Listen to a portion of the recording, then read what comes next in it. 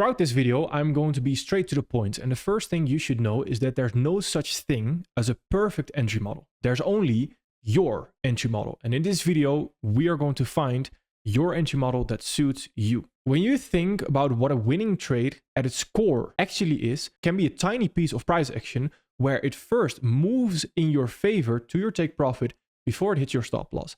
That's it. So if you take a look at all this price action right here, 90% of the time, you don't need to know what is going on in the market. But 10% of the time, where it is, as I like to call it, stupidly obvious to you what is going to happen, that is where you're going to look for your entry model. Now, in order to reach that, we need to go over 3 different steps. First, we're going to go over the setup, so a little bit of context.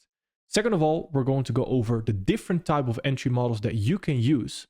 And then the third step is going to be about trade management. So think of stop loss placement, but also knowing when to go break even. So step number 1 is about setup. Is actually what is going on before you take the entry. Because like we mentioned, a winning trade is essentially just a little bit of price action moving into your favor. And to find that tiny piece of price action to move into your favor is not done just by your entry. It's actually done by the higher time frame. This is also the reason why I mentioned there's no such thing as a perfect entry model, because a perfect entry model can't make up for a bad higher time frame. It will still result in a loss. But a good perfect higher time frame can make up for a bad lower time frame entry. So we start right here on the weekly time frame, and we have this bearish weekly fair value gap that we can potentially continue lower from.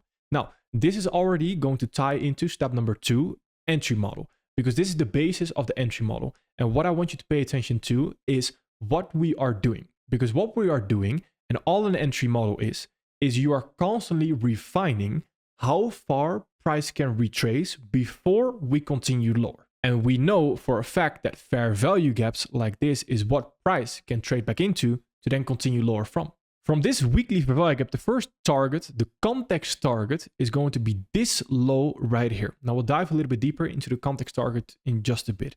If we go down a time frame, so we go into the daily time frame right now, we see that we first had this thing into this weekly fair value gap right there. Let's mark it with red, because that weekly fair value gap is how we can now understand we're not very likely to retrace back above this high. So also make that line red right there. Then from that weekly fair value gap, we now have this daily fair value gap sitting right here. And this daily fair value gap is also how we know, okay, we are not very likely to retrace back above this fair value gap to then continue lower.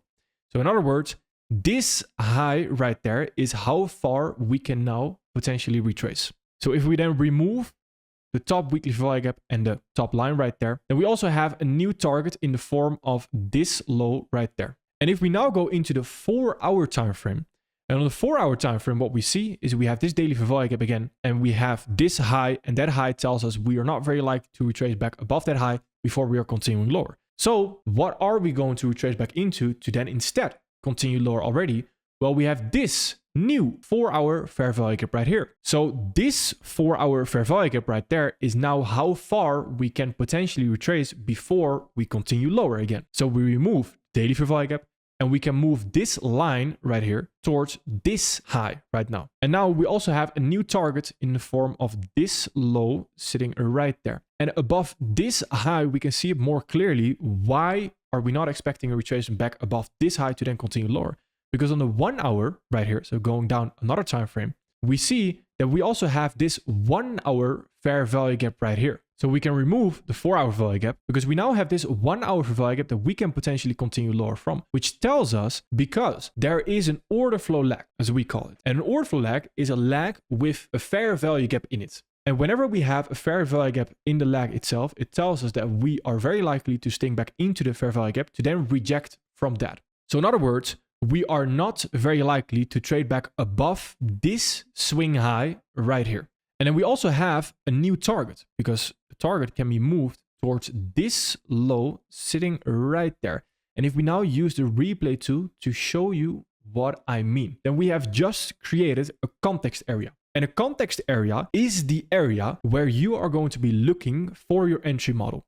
The context area is from this fair value gap right there towards this low, which is the first opposing PD rate right there, which in this case is that swing low.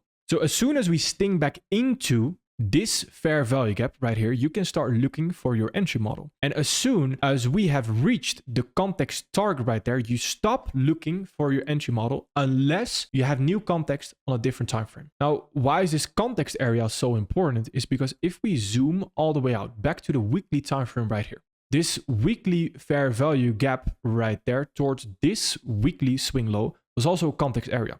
When we go down the time frame into the daily time frame right now, you'll see what happens when we reach those context targets right there. Whenever we reach those context targets, we have a significant rejection right there. And you'll see this more clearly on the 4-hour time frame, because on the 4-hour time frame, if you trade outside of the context area, so when we have already reached this context low right here, and you still try to short from this fair value, for example, that's not what you want to do. And this is what you'll see consistently. Because we have reached that context low right there, it makes it lower probability for a new entry unless you again have new context. Because the chances that we do create a rejection from this low right there to potentially in the short term continue higher are quite high. And this is what you'll see with a lot of context areas. So if we go back to the 1 hour right here, then we can move on to step number 2. Because all an entry essentially is you are constantly refining how far price can retrace before, in this case, we continue lower. So we have determined that price is not very likely to reach this swing high right there before it continues lower. So we can have a sting into the fair value gap to then continue lower, which is where once we have a sting back into that fair value gap, you can now essentially get very creative with it. I always mention the hard work is done on the higher time frame. So what we have just done before.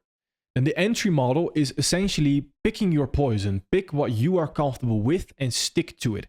So let me give you the different type of entry models that you can potentially use. The first thing you want to determine is what time frame your context area time frame is on. In this case, our context area is on the 1 hour time frame. So what we want to look for is ideally an entry model that uses the time frames below the 1 hour. So the 50-minute, 5-minute, and the 1 minute in this case. Now for those time frames, you're going to have different type of entries because one time frame below, so from the 1 hour to the 50-minute, the 50-minute is going to be a candle science entry.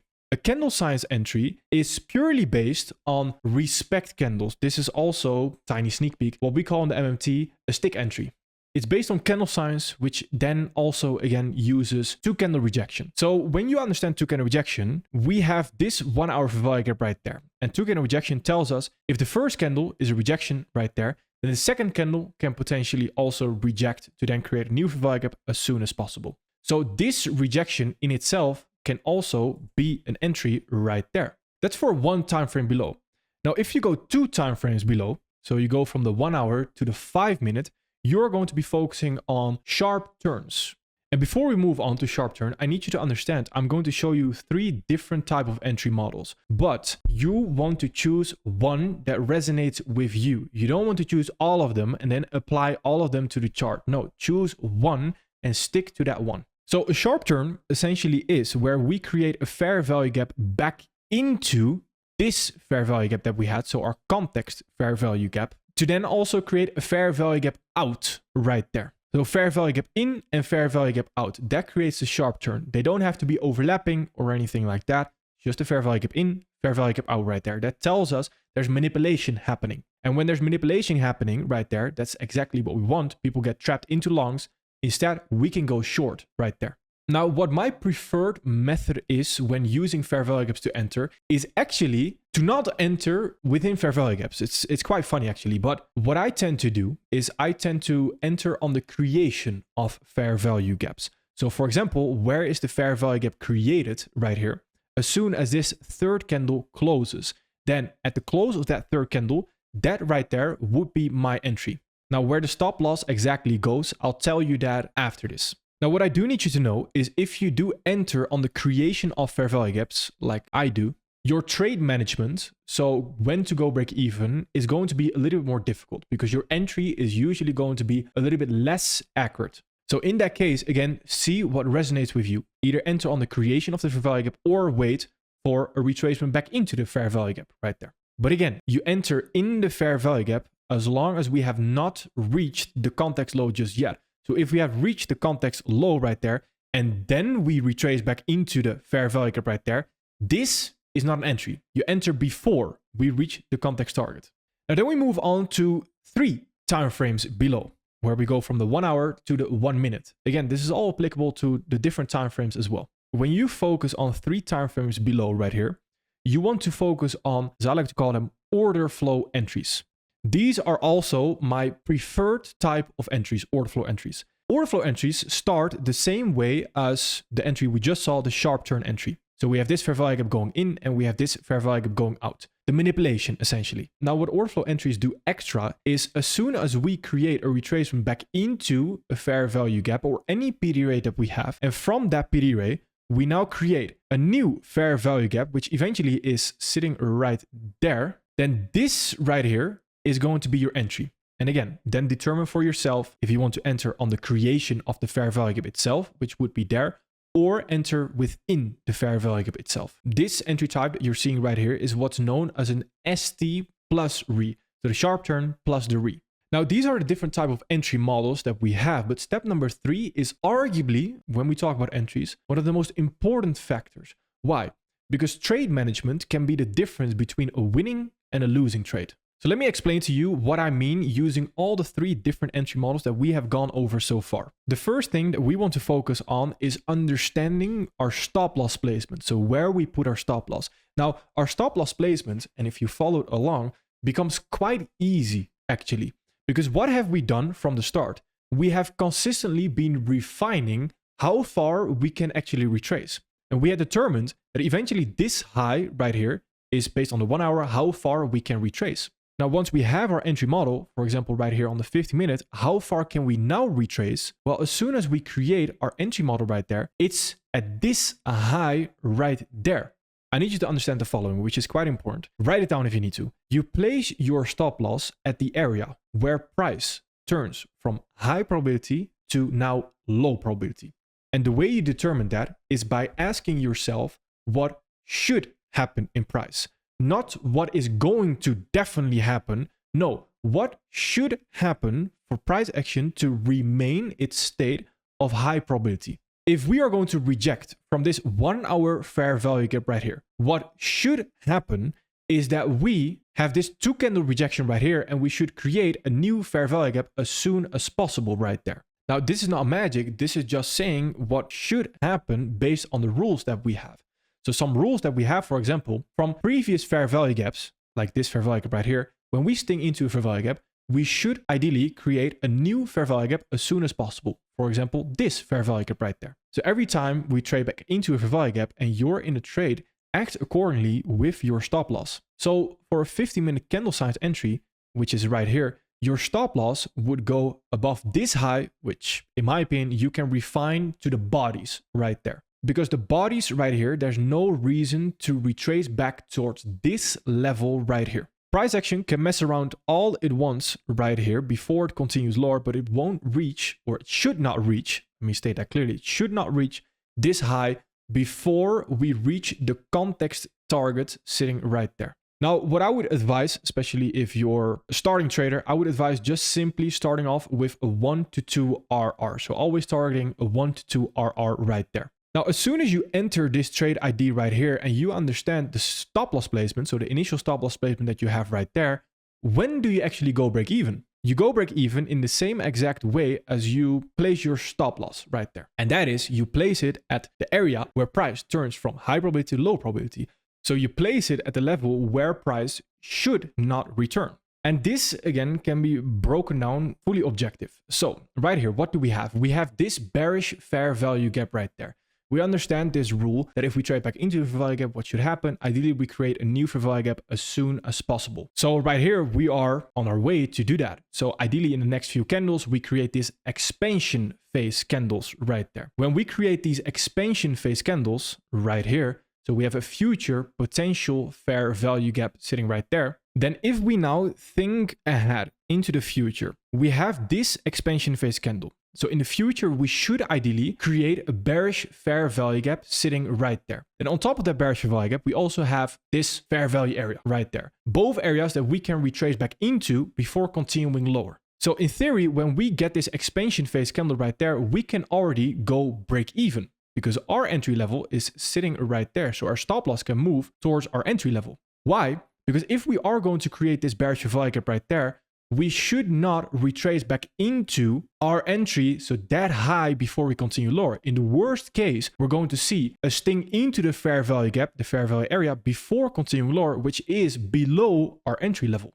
Now, this is for one time frame below the entry model using candle signs right there. But if we now go over the sharp turn entry, then we had determined that if we enter on the fair value gap itself, so on the creation of the fair value gap, this right here could be our potential entry.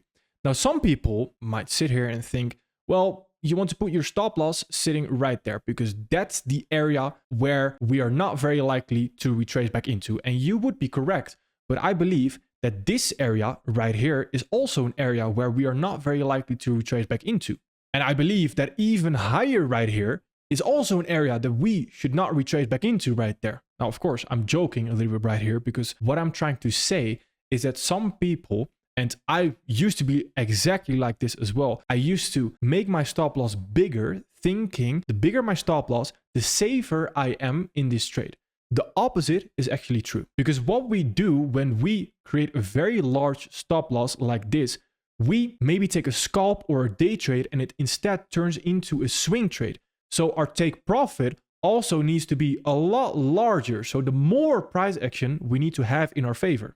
So instead of thinking that a larger stop loss is actually the safer option, I like to believe refining your stop loss is actually the safer option, because then your take profit also moves closer. Now, unless you have data supporting the ID, specifically that you need to use a larger stop loss, then I would say go ahead. But in this case of the sharp turn, so 2 time frames below, where can we place our stop loss? Well, I believe if we are going to create this retracement, how far can we retrace?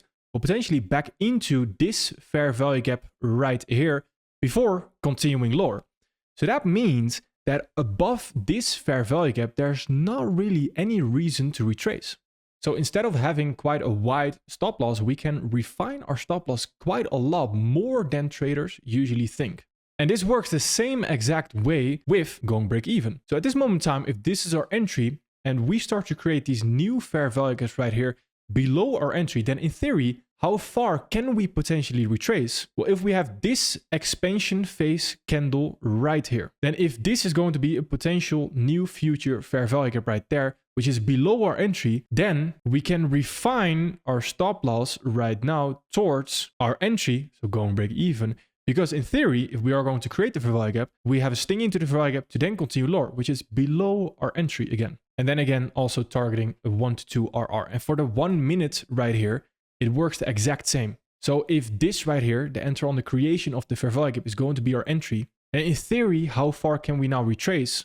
We could have a sting back into this fair value gap right there. It's a pretty tiny fair value gap, so we could potentially see a little bit of a higher sting into it as well. So the bodies right there is a perfectly safe place to place your stop loss right there. Targeting a 1 to 2 RR, and when can we potentially go break even? Well, once we have a sting into that fair value gap right there and we start to reject from it, then as soon as we have this expansion candle right there, this in itself is now also already break even, because if we are going to create this fair value gap, we are not likely to have a very far sting into that fair value gap to then continue lower. And that is what should happen. And if that doesn't happen, then price action is low probability, so you don't want to be in a trade anyway. We have a new YouTube series coming up very soon, as well as a complete new module in the MMT. So make sure to stay tuned as well. All right, perfect. Thank you.